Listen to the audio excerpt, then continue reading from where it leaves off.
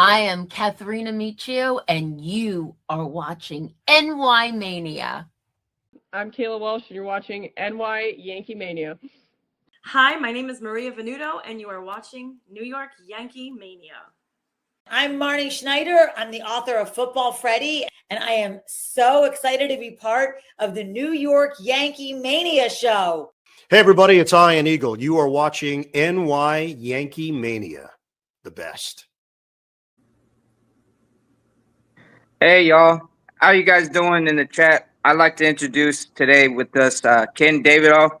He's a baseball writer and author of 101 Lessons from the Dugout.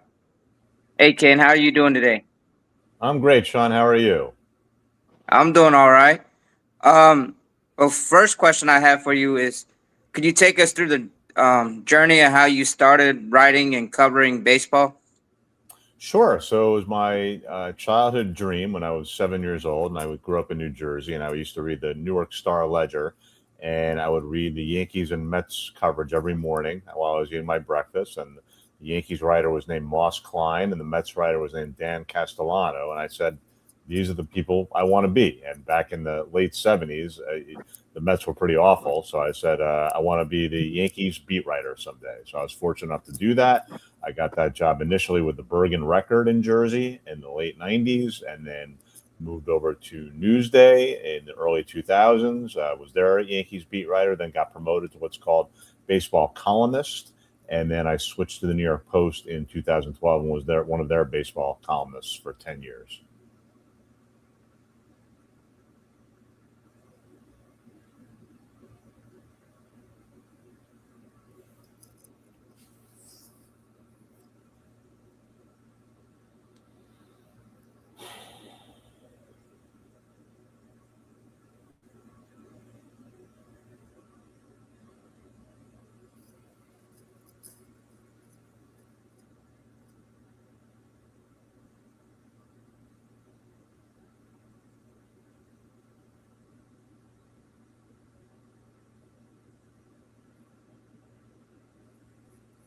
Guess it's just me. All right. Sorry, guys. I don't know what's going on with Sean, but I'll do the phone call. All right, Ken. Sorry about that. Okay, here's Sean again. Let me bring him up. Sean, you good? Yeah, I don't know what happened, and I apologize for. All right. Let me take care of it. Okay. Sorry about that, Ken. Mm-hmm.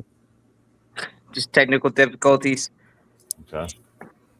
But what was your favorite part about covering both the Yankees and Mets and just baseball in general?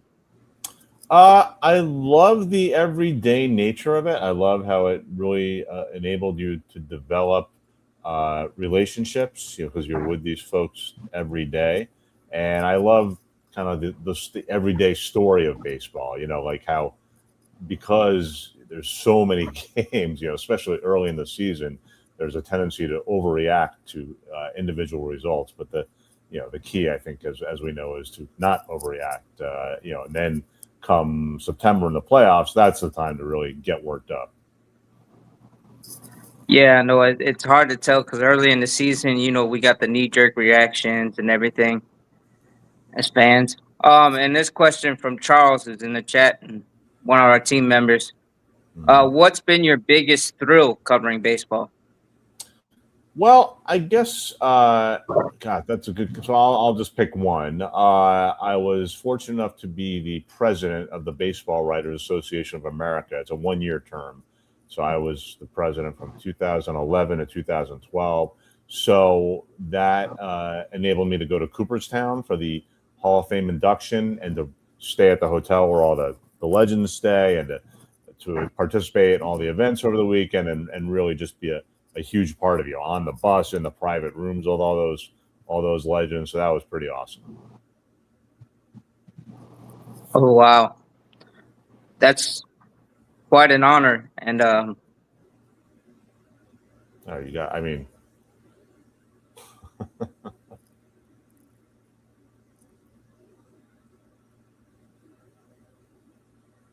hello, everyone.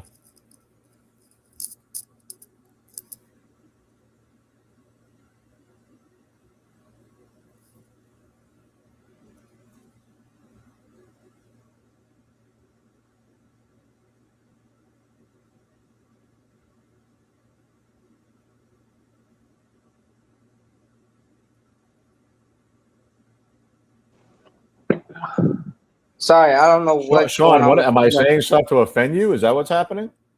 No, no. I think StreamYard just likes kicking me off for some reason. It's a glitch. I don't know what it is, but my apologies. No, I was gonna say, with that honor of being the president of the Baseball Writers Association, just such an honor. But how did, if you could explain how the criteria in choosing who gets elected to the Hall of Fame? You want me to explain the criteria? Yeah. All right. Well, it's public. It's you have to play a minimum of 10 years to get on the Hall of Fame ballot. And then after you're retired for 5 years, then you get on the ballot. And then the writers who have served 10 years in the BBWA receive a ballot, and you can vote for anywhere from 0 to 10 players on your ballot. And what you consider is their statistical contributions, you got to be, I mean, this is not going well.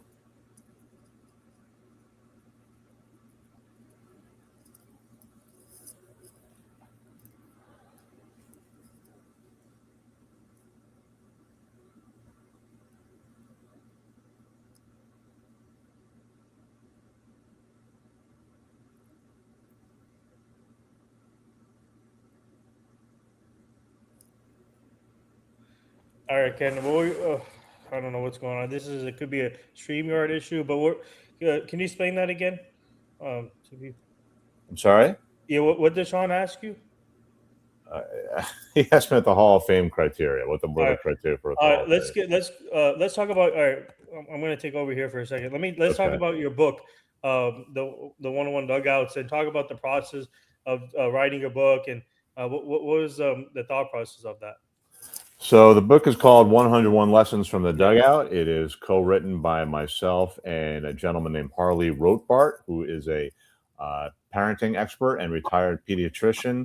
And Harley came up with the idea of the many ways that we can learn lessons from baseball and softball and then translate those to the rest of our life. And Harley invited me to be his co-author. His perspective was kind of in the grassroots, coaching his own kids in Little League and high school, and as a pediatrician interacting with all these young people. And then my perspective was obviously covering the game at the highest level. So we kind of blended our perspectives and came up with this book. So just to give you the easiest example, chapter 2 is the lineup.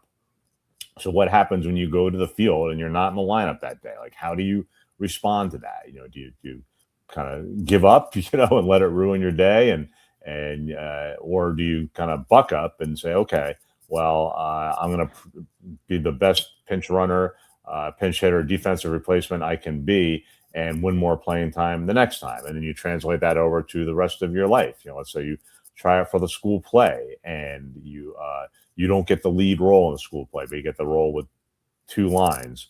And do you then try to crush those 2 lines, and win more stage time the next time? So it's 101 chapters like that, 1 to 2 pages each, very digestible, and it's targeted for young people ages 12 and up and their parents, grandparents, and coaches.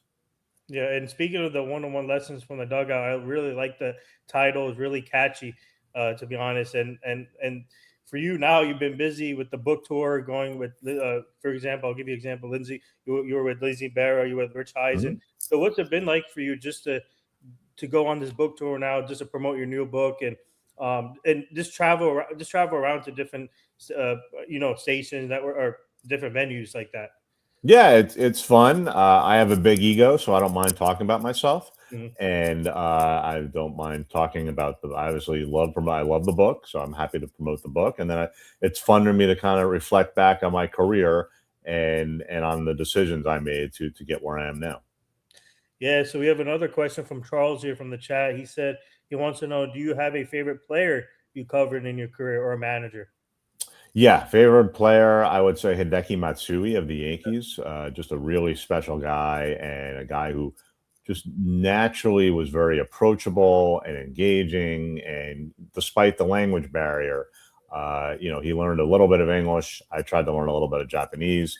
And with the help of Hideki's interpreter, Roger Cologne, we forged a very nice relationship.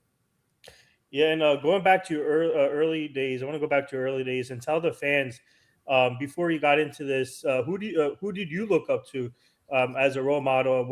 Who were some of your mentors before you got into this business? Well, before I got into the business, gosh, I mean, I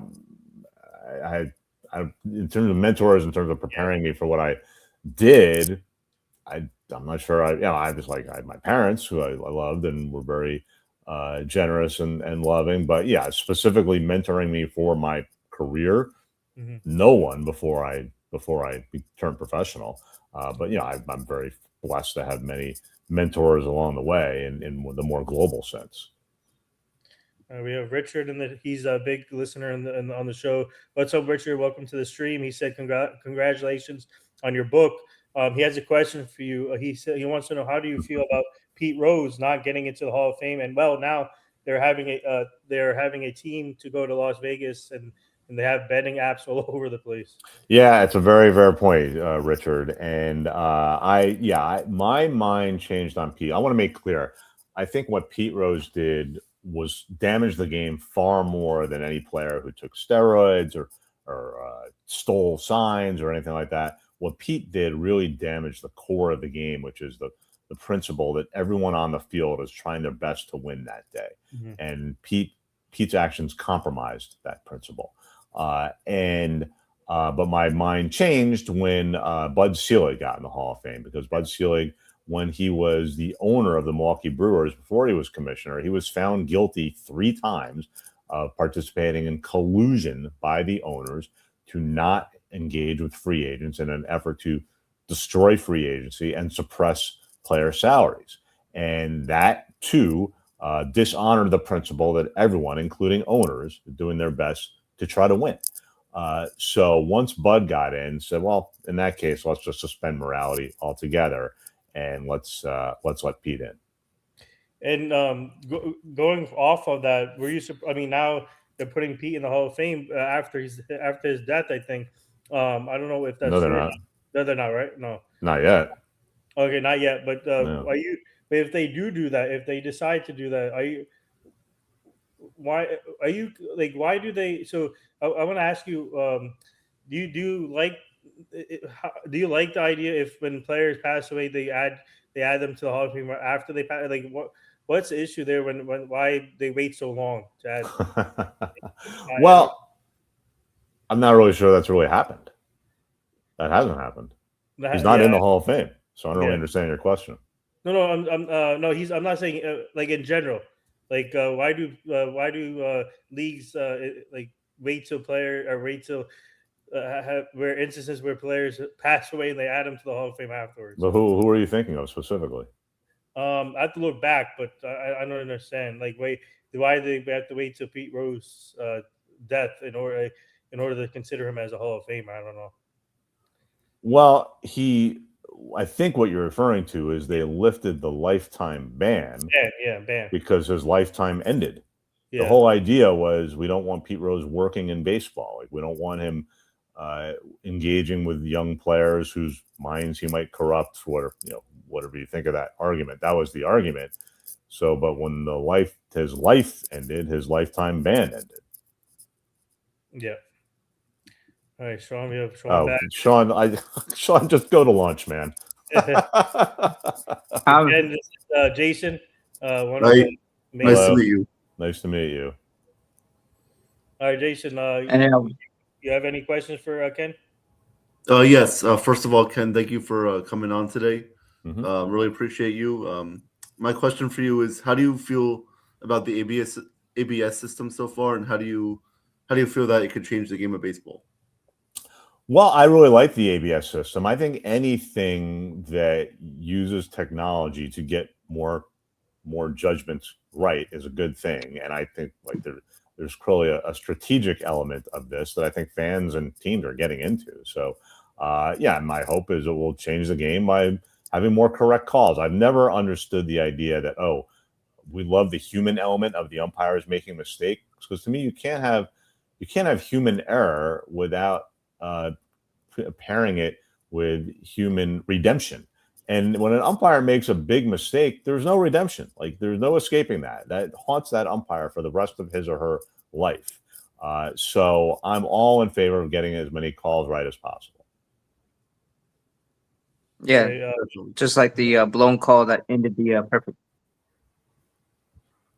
The blown call that ended the perfect game, I think Sean was saying.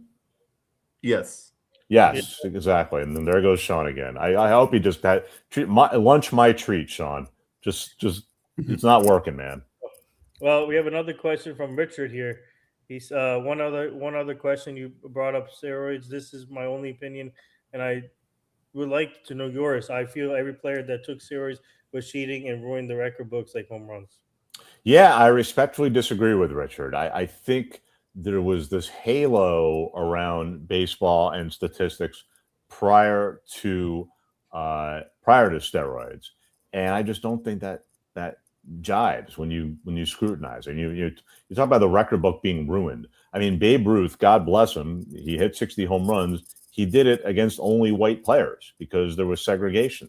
So that didn't ruin the record book. Like that you're good with that. Like that doesn't upset you. And then you just talk about like every statistic has its own story. Like if you talk about Willie Mays and Hank Aaron, Willie Mays hit 660 home runs. Hank Aaron hit 755. Hank Aaron, for the latter half of his career, played in a very hitter-friendly ballpark in Atlanta, whereas Willie Mays, for the latter half of his career, played in a very pitcher-friendly ballpark in Candlestick Park. So those two are factors in that record book. I understand those morality it's not quite apples to apples there, but this whole idea that the record book was absolutely perfect until steroids came along, I strongly challenge. Charles here with another question. Charles wants to know: do you think players who use performance-enhancing drugs should belong in the Hall of Fame? Yes, I do. Yes, I think the reality is there's very likely some such players already in there. I mean, David Ortiz publicly acknowledged failing a drug test in 2003 during the survey testing. And again, like I think there are, going back to the idea that the fundamental principle of all professional sports is everyone there is trying their best to win. I view steroids and illegal performance-enhancing drugs as a misdemeanor, because those guys, whether their explicit intention was to help their team win, or I'm going to help myself put up better stats, but that helps my team win. Either way, I view those as misdemeanors, especially relative to gambling and to collusion. Jason, go ahead. Oh yeah, I definitely agree with that. I guess going based off of that point, how do you feel that like players in the future, how do you feel that they could possibly avoid using those kind of drugs to enhance their play, and as well as making their everybody else aware of it, like the other players as well as managers, even the directors that go into this? How do you feel that it could be avoided in the future? Illegal performance-enhancing drugs? Well, I mean, there's drug testing, but look, I'm of the belief that the cheaters will always be ahead of the testers. Like I just think it's life. It's human nature. So I think you do the best you can. You keep adjusting, and to the players' credit, this group of players for a while now, for 15 years, seems to be of the belief like we don't want this in our game, and they've played a crucial role in helping to police it. Okay, Richard goes, I just want to point this out to you. Brady Anderson of the Baltimore Orioles' highest home run year before the steroids was 20. He was 26. He hit 50. Yep. So Ken, I want to go back to your book. And what was it like working on the book with Harley? I don't want to pronounce his last name wrong, so I'm going to let you. Rothbart. Rothbart. Okay. Rothbart. Yeah. So what was it like working with him on the book? It was wonderful. So the book was his baby. His name is listed first on the book because he really came up with the concept of equating the lessons you learn on the field to how you can translate that to the rest of your life. But so he had a completed manuscript when I got in on this. But like, to Harley's credit, he really valued my input, and he gave me the green light to kind of roll up my sleeves and make a lot of changes, and it kind of infused the book with my perspective. So it was really, and even when we disagreed, it was like really good natured, and I really enjoyed it. And for you, do you think you could have still been doing stuff with the Yankees, Mets, and with Newsday, even with the book, or what made you decide to step away from being a writer and then just focus on your book at right now?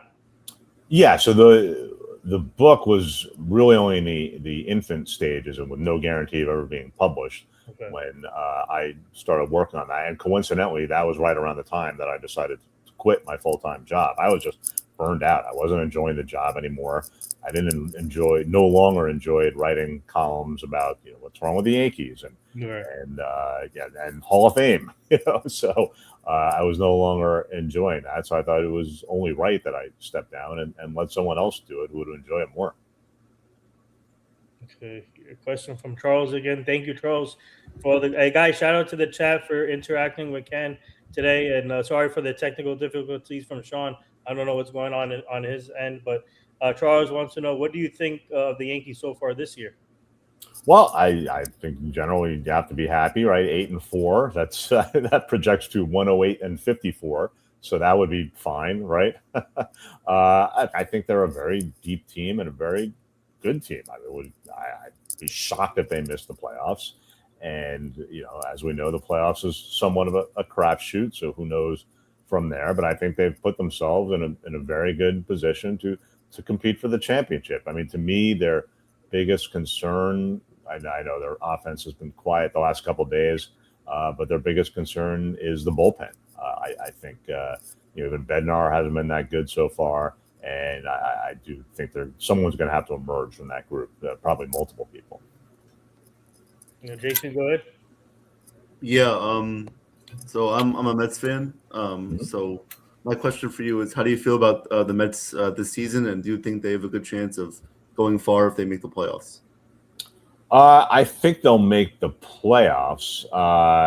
It's just really hard to say once you get to the playoffs themselves, Jason. I know they've been pretty underwhelming so far, 7-6, and with some mixed results. And Soto is injured, but look, I think they have elite players, which always helps come playoff time, and some high end starting pitching between Peralta, who I know is off to a slow start, and McLean. The bullpen, I'm still not solely sold. I mean, I'm good for them to see that Devin Williams is off to a good start. I'm still curious to see what happens when he inevitably blows a save. But I think, I think they certainly have a chance to go far. Yeah. Hi, Katie. Welcome to the chat. Katie's a big Yankee fan, and she's a big supporter of the show here with Joe and all. Katie, she has a question for you, Ken. She said, "What's up, guys? My question is for Ken: do you have a favorite team that you covered?" So I don't know if Katie means like a specific year or a team, but I'll go. My job was to not root for the teams, but in terms of like the personalities and the stories, it's hard to get better than the 1998 Yankees, which was actually my first year as a full beat writer. I mean, it's a historic team. Still the most wins ever combined, regular season and postseason, 125, and just such a driven team of like all the pieces fit perfectly together. And Joe Torre was the perfect manager for that team, and that was obviously a very special team. Yeah, and speaking of, I'm going to feed off from that. Speaking of that, what was the craziest story that you covered, and the craziest player that you covered throughout your career? Well, this story, craziest player, but the craziest story was the 1999 Yankees, and there was a pitcher named Hideki Arabu who came over with a lot of acclaim and had his moments. Definitely had like months where he was tremendous, but also struggled a lot. And so there was a situation in spring training where he wasn't covering first base on ground balls to the right side. And so like the Yankees were trying to get him to do it. They were trying to whip him into shape. And like he was pitching in a spring training game. It was the last spring training game of the year. As soon as the game ended, they were flying to LA to start their regular season. And I think, I could be wrong, I think he had 1 out to go, Arabu, and like then he was going to get out of the game. But then there was a ground ball to the right side, and he didn't cover first base. I was like, oh my God. And George Steinbrenner went nuts. We got him in the elevator, and he said, that man is a fat pussy toad. That's what he said about I think he said he looked like a fat pussy toad.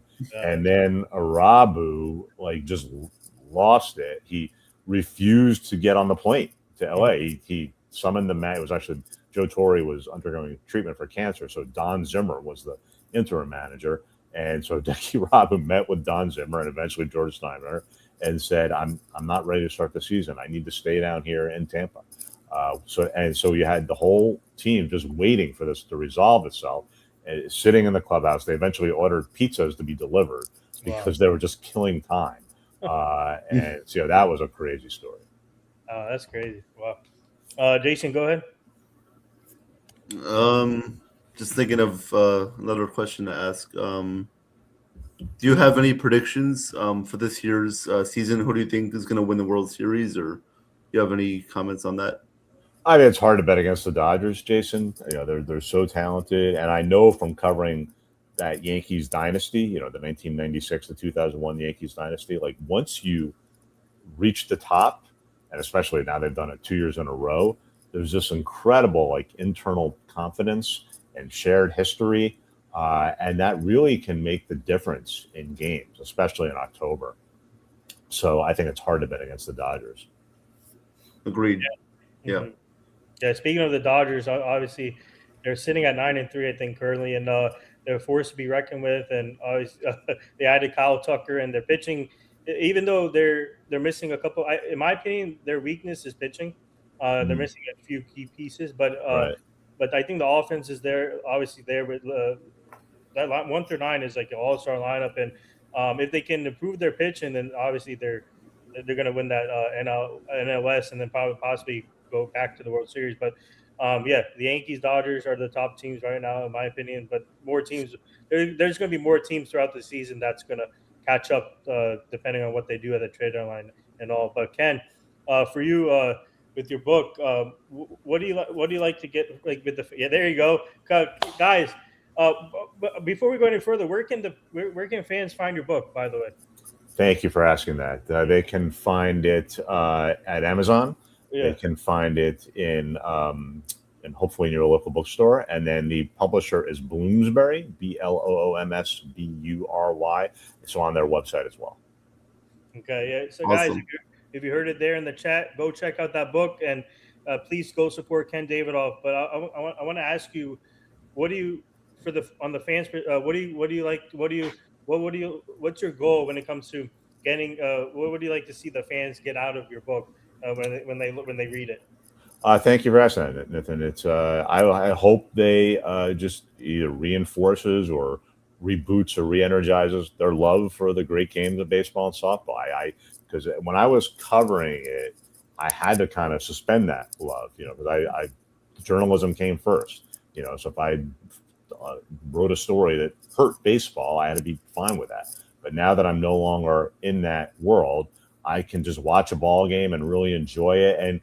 And I just think it is a beautiful game, like I like the slower pace, relative to other sports, and just the symmetry of the bases and the mound, and and the strategy. So I hope this game can just, for them, just reignite or just validate their love for baseball and softball. Yeah. Well said. Yeah, I agree with that. And here, Richards wants to know your opinion of Mariano Rivera being probably one of the greatest pitchers of all time, in my opinion.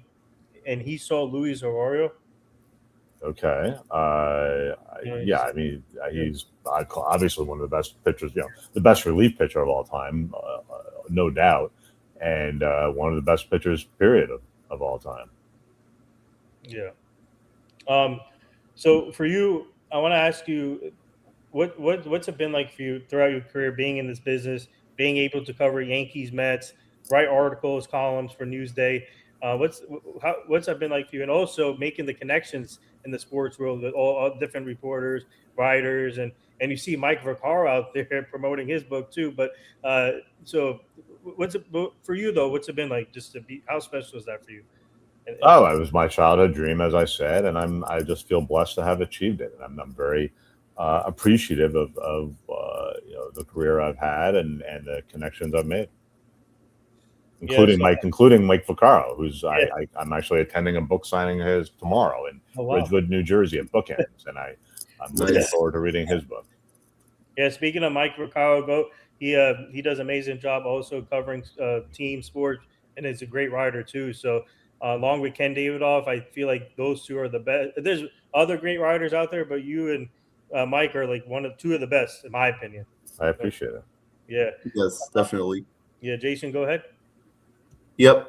So Ken, was there anybody that inspired you to write this book, or was it just natural? Did you just think of it at a random time, or was there somebody that inspired you to write this book? Well, Jason, as I noted, my co-author Harley really thought of the idea, and then he invited me to be his collaborator. And as I said, like, just the idea of writing something so sweet and positive after having to be critical for all those years was really energizing for me. Awesome. Well, congrats on the book. Really, really, really special. Congrats. Thank you very much. Yeah, I know you're busy. So before we let you go, what advice would you give to the young kids in this generation that are trying to get into the same business as you in this, or any like us in the sports industry? What advice would you give them? Yeah, I have two pieces of advice. One is timeless, and one is timely. And the timeless advice is never get outworked. Like you're gonna fall short in many of your pursuits for many reasons. You know, someone else has a family connection. You know, you're a college connection, and you just don't click with the person making the hiring decision. But never lose out on opportunity because you get outworked. And then my more timely advice is be versatile. Be like when I was a young person and I could write. That's what I could do. I could write on deadline. I could write quickly. But I didn't know anything about TV or audio, or there wasn't much of a digital way back then in the Stone Age when I grew up. But for young people now, like, you need to write, you need to be able to perform on video, you need to be able to shoot that video, edit that video, and put it into whether it's a TikTok or whatever post. Collect audio and know how to use social media. So the more versatile you are, the better your chances are at succeeding. Oh, thank you. Yeah, well said. Thank you for saying that, and definitely agree. And obviously, in this generation, it's all about repetitions and finding the right mentors. Which I have 9 mentors in this business, and 9 mentors. Yeah, 9. You could field a baseball team. Yeah. Yep. I'll name you a few. You might know. Oh, okay. Go ahead. Leonard Marshall, he's one of my mentors. Okay. Tina Grasio. I love Tina. She's awesome. Yeah. Ryan Field. He's also awesome. Although he did go to Michigan State, but no one's perfect. No one's perfect. Amy Trask. Oh, she's wonderful. Amy's great. And then Marnie Schneider. She's an author too. Okay. She's her grandfather used to work with the Eagles. Okay. Yeah. So, and then I have a few other mentors, and I always tell people, you got to find the right mentors and build a strong networking base. And if you do that, then you'll succeed in this business. It will certainly help you. Yeah. So Ken Davidoff, I know you're a busy man with your book, and I don't want to hold you up. So thank you for joining us, and sorry about the technical difficulties. Hopefully Sean's enjoying a good lunch on me. So guys, go check out 101 Lessons from the Dugout. Ken is a co-author, and there it is. Go check it out. Man, this has been amazing, a pleasure. And have a great signing tomorrow with Mike Vaccaro. Oh yeah, it's his signing, but he's a good friend. I'm very excited for him. Yeah, so thank you, Ken, and have a great weekend. And let's stay in touch and keep up the great work. Thank you. Yeah, thank you. Just as long as we're plugging, my next signing is set. Well, I'm doing one April 18th, Saturday, April 18th in New York City. It's a SABRE event, the Society for American Baseball Research, and then April 21st in Washington D.C. at Solid State Books, and then April 22nd in New York City. That's an event you have to sign up for. It's all over my social media. Okay, sounds good. Thank you for plugging that. Yeah, amazing. Yeah, and fans, go, and everybody in the chat, go check out one-on-one lessons from the dugout. Please order it. And Ken, if you don't mind, can you say the links again and the websites for the book? Yeah, so it's the first Amazon, Yeah, easy peasy, and then the website is Bloomsbury, the publishing website, Bloomsbury, BLOOMSBURY, and some bookstores are selling it. Perhaps not all, but some are. Possibly Barnes and Noble, or no? Perhaps not. All right. Well, Ken, thank you again, and have a great weekend. Okay, you too. Take care. Thank you, Ken. Okay, thanks. All right, guys. That was awesome. You guys, great job. And so, are you good now, Sean? So, For now, I don't know what it is with StreamYard and me, but I kept trying to reshoot and it just kept kicking me off. So yeah. So, guys, thank you for joining the chat today. And like I said, Jason, thank you for joining too. And you did a great job too. And everybody did a fantastic job. And obviously, we had technical issues, but it's all right. It happens. I think it's something's going on with StreamYard, I think. But yeah, thank you to Ken Davidoff, one of the best, and glad that my team and I could help bring him on here for you guys. And we'll bring him back again when Joe's here back. So guys, keep subscribing, liking to this channel. And you see the 2 QR codes here on the screen. It will go to this channel and the World Mania Entertainment Show, and go subscribe to NITHIN Sports Rush, and obviously our NY Sports Loudmouth with our team, newest team member Quinn Copels, former New York Jet. A lot of things happening at my nation's best NIL Dream Team company. So stay tuned for that. Yeah. So Richard, thank you for all the comments, Richard. So let me bring this up real quick. NITHIN, speaking about Mariano, you are a great relief interview. You cut in at the nick of time. Thank you. Yeah. So great job, guys, with all the questions. So obviously tonight, Yankees start a new series against the Tampa Bay Rays. Go check out the play-by-play tonight live from here. And then Jason, your Mets will be playing who against? They're playing the Athletics this weekend. Jeff McNeil's return home. The squirrel coming back. no, but I apologize to everyone in the chat. It's all good, Sean. It happens. Yep. It's just frustrating. Yeah. So, any final thoughts before we go, guys? Luis, the real deal heel is starting tonight with the Yankees in Tampa Bay. So, guys, come on and be a part of it. We're going to see what he started. He should have been up already, but you know what? Season debut. It's just one more reinforcement. And, hey, hopefully the Mets can give some retribution to Jeff McNeil, not let him give retribution back to them. Hopefully. I mean, we'll see what happens. With our luck, he's going to hit probably 2 home runs tonight. We'll see. That's how it goes sometimes in baseball. You know, the former players play well against their former teams, no matter how you slice it. Yep. It's always what happens. And I think McLean, who's pitching for you today? Tonight it is going to be Clay Holmes. Okay. Oh, Clay Holmes. This should be a good one. But and also, guys, don't forget Luis Hill makes his return today for the Yankees. So let's see. What do you guys expect from Luis Hill today? Do you see him on a pitch count, or do you think he's ready? I think they did work him up a little bit in the minors. That was the reason they had him. That let him do a start or two in the minors. But I mean, if he gives us 5 or 6 innings of solid ball, I don't see him. I don't see them like having him throw 100 bullets. But you know, like anywhere from 85 to 90, I think that would be right around the pitch count. Okay. Jason, what about you? Best of luck to Luis Hill tonight. Hopefully he could lead you guys to a victory over the Rays, and back at the Trop where the Rays are playing their first season back there. So if I recall, the Yankees do play well at the Trop, right? They do win most of their games there. If we play well, we come back with injuries. Yeah.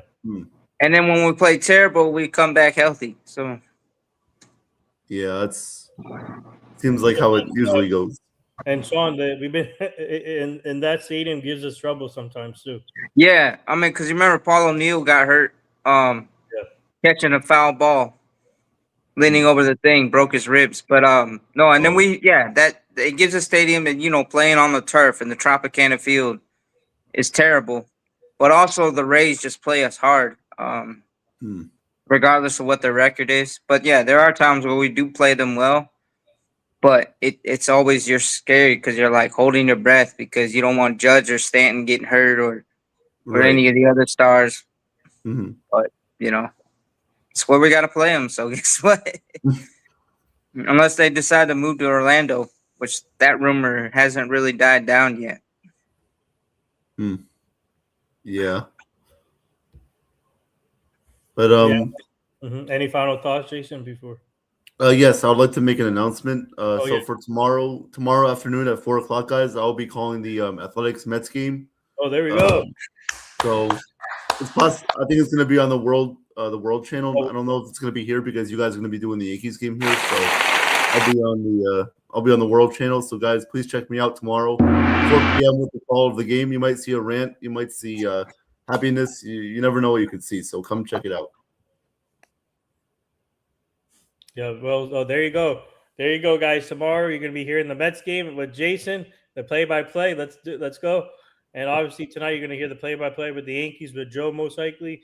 So guys, thank you guys again for joining Ken Davidoff. Thank you, and glad that my team and I could help you guys out with that. My team is working on more things for you guys, so stay tuned. And Sean, don't worry about it. It happens. I think StreamYard is having issues. I'm pretty sure there's some issues going on. They have to deal with. Not only this channel has some other channels has issues with StreamYard. Even we had an issue yesterday with our show, NY Sports Loudmouth show too. Oh yeah, Jason, I thought you were getting married too. Breaking news. Yeah, Jake, there's another channel called World Mania Entertainment Show. Go subscribe to that. You see the 2 QR codes on here. It will go to one of the QR codes will go there. Yeah. And I have an announcement. Mm-hmm. So on my history channel, True Historian. No, that's going to be wild off. No, but on True Historian channel, at 4:00, I'm dropping a short video on Rear Admiral Kidd. So you guys be sure to check it out. And there's more stuff there. Tune it up. But yeah. Yeah, thank you, Sean, and I'm looking forward to seeing that short. You do a great job with the shorts now. You've been doing amazing, especially in the historian show. And guys, stay tuned for the next the Yankees history show with Sean and Charles. Yeah, I think it's it's coming up in the next month or so. Yeah, we're stay tuned. We're gonna work out the details with it. Yeah. But we try to get it when on an off day or something. Okay. But we're trying to work it out to more solidify it. Yeah. But Yankees baseball kind of takes the president. So, but it's gonna be fun. Because we get to start from the 1953 all the way to 1965. Let's go. Wow. So, it's a lot of things. And then, Casey Stengel, man, after his dominant stretch, then he went over and helped found the Mets in the late 60s. So the mid to late 60s. That's awesome. Yep. Yeah. Keep up the great work with that show. Yeah. Yeah, no, thanks. And Charles does a great job too. So, we got to tip our hat to him. And it's fun. It's just, when you go over that stuff, you just fall more in love with baseball. That's just how baseball is. Once you in, yeah. Once you in, it just keeps you in. Well, guys, thank you guys for joining. This has been awesome. Stay tuned for later for potential pregame. You don't know yet, but you'll get to hear the Yankees Rays game on here too. later tonight. So hopefully the Yankees can bounce back, start scoring runs because the pitching is there. They just don't have the offense. Yeah. They need the offense. Yeah. So I mean, eight inning gem by Ryan Weathers. Mhm. I mean, yeah, he gave up 7 hits and 1 run, but any pitcher that goes 8 innings, the offense should have been there for him. Same thing with Nolan McLean last night. He went 6 2/3 innings, and the offense did not help him out. So I don't know. Yeah. But anyways, yeah, guys, stay tuned, and yeah, be here tonight at 7 o'clock. Yep, for the pregame. I mean, play-by-play. Play-by-play, but stay tuned. We may definitely have that pregame show. But even if we don't, just come back at 7. Yep. All right, guys. Thank you, guys, and see you guys later. And we're gonna leave you with some promos here. I am Katharina Michio, and you are watching NY-Mania. I'm Kayla Welsh, and you're watching NY-YankeeMania.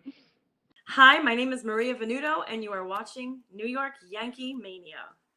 I'm Marnie Schneider. I'm the author of Football Freddy, and I am so excited to be part of the New York Yankee Mania show. Hey, everybody, it's Ian Eagle. You are watching NY Yankee Mania, the best.